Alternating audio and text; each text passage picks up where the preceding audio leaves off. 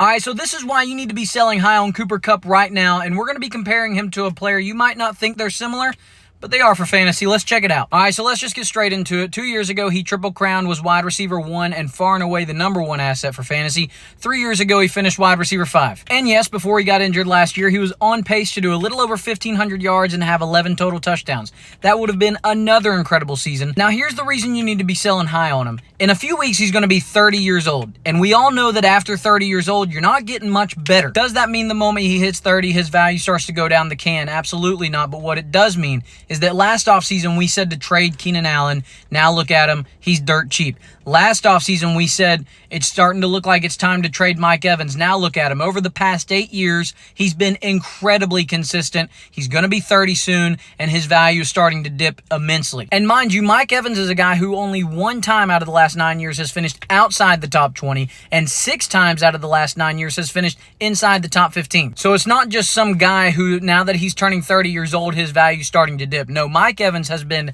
incredibly consistent. So back to Cooper Kupp. The last 6 years, he's finished above wide receiver 50, wide receiver 26, wide receiver 24, wide receiver 23, wide receiver 5, and that triple crown season where he finished wide receiver 1. 2 times in the past 6 years, he's finished a top 23 wide receiver. 2. So why are we not taking that name value and trading it for the absolute biggest haul you can get?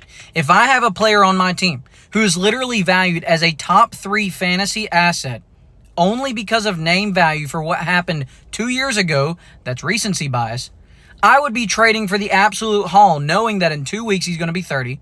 He's not getting any better after 30. So it's where it's at now, and then a slow decline.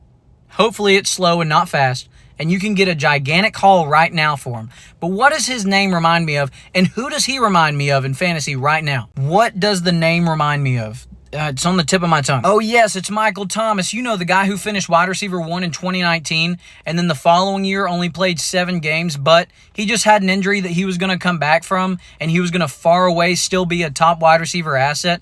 And if you held on to him, you were really hoping. And for the people who said you should probably trade him, you didn't trade him, and now you hate yourself. Except Michael Thomas had a lot more consistency with finishing in the top 10. 4 straight seasons of finishing a top 10 wide receiver until he got injured in 2020. Now, hopefully Cooper Kupp can stay healthy, but you need to take that name value right now and go trade it for a haul as much as you can and thank us later.